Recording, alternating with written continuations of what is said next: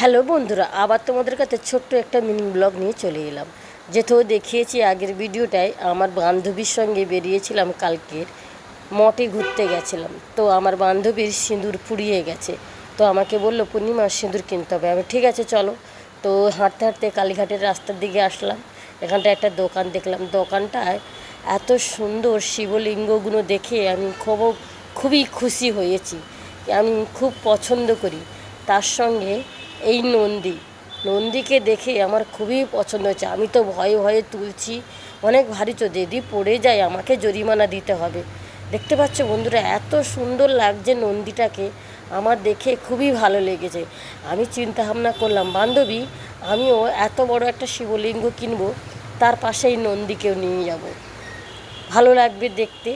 নন্দী শিবলিঙ্গ দেখতে খুব সুন্দর লাগবে বাড়িতে। কেমন লাগছে বন্ধুরা, এই নন্দীটা কি সুন্দর দেখো।